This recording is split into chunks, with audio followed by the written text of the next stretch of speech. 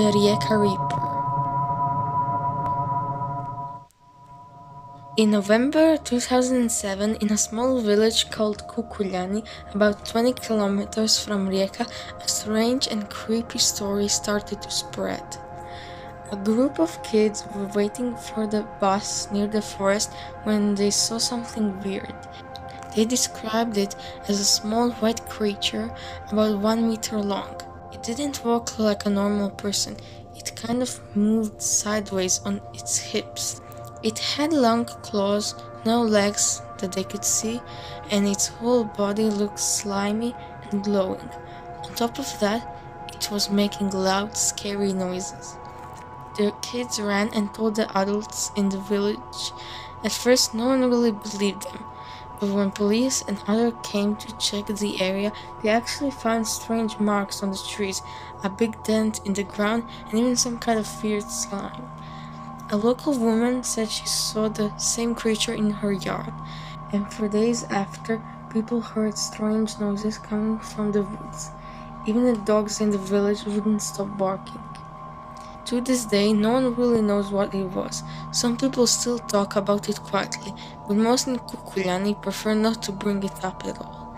Since then, the mystery has never been solved. Since then, the creature has been named the Rijeka Reaper, and even has a wiki fandom page dedicated to it.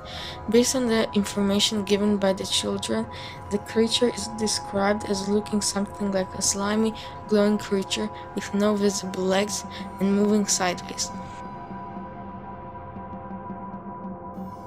However, with no other proof of the creature ever existing, this has become an urban legend within Kukuljani and the surrounding areas. I don't think this theory about the creature is true.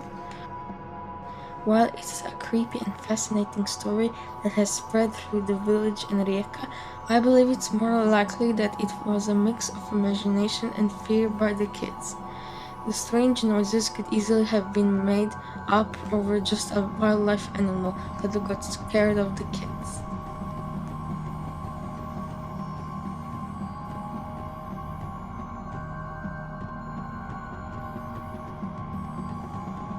Nevio School.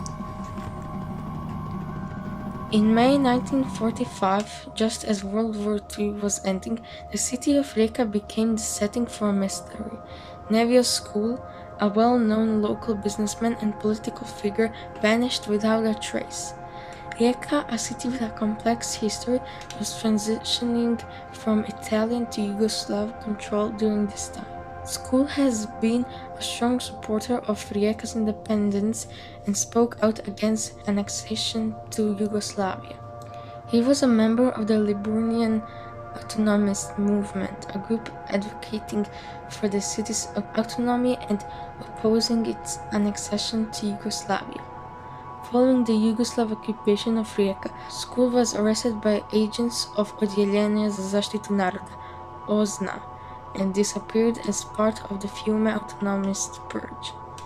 His body was found near the river of Riječina 25 days later, with a gunshot wound on the neck.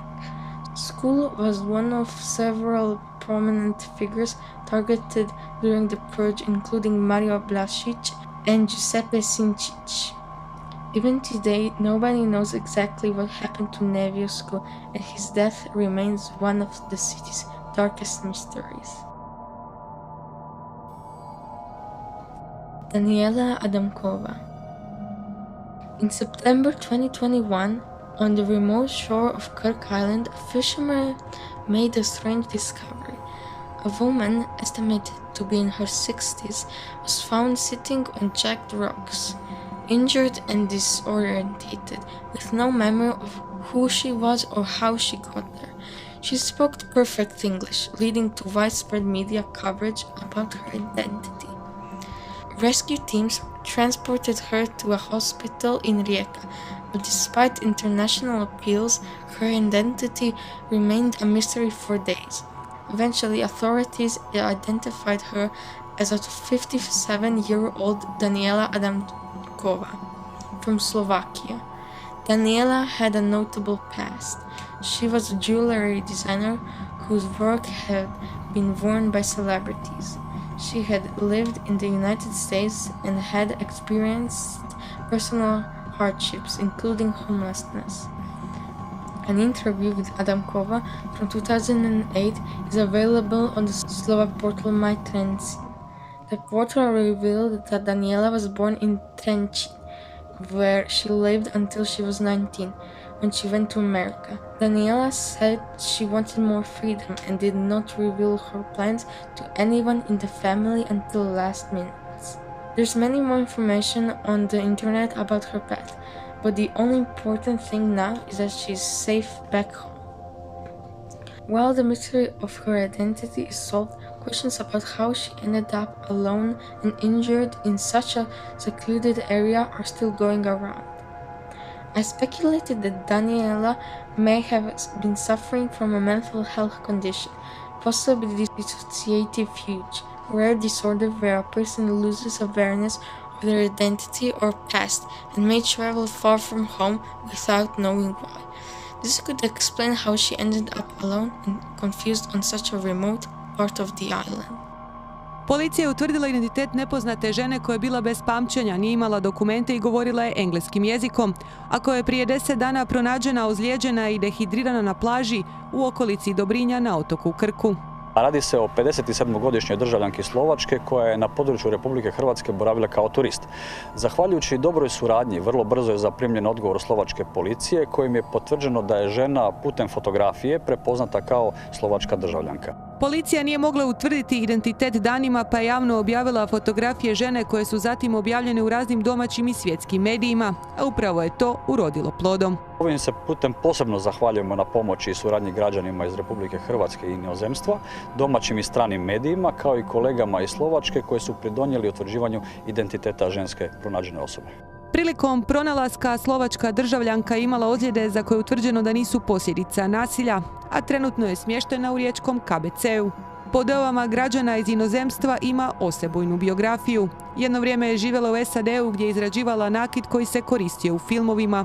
Nakon što se rastala od supruga koji je bio filmski producent, vratila se u Slovačku. Policija nastavlja s utvrđivanjem okolnosti koje su prethodile njenom dolasku i pronalasku na otoku Krku.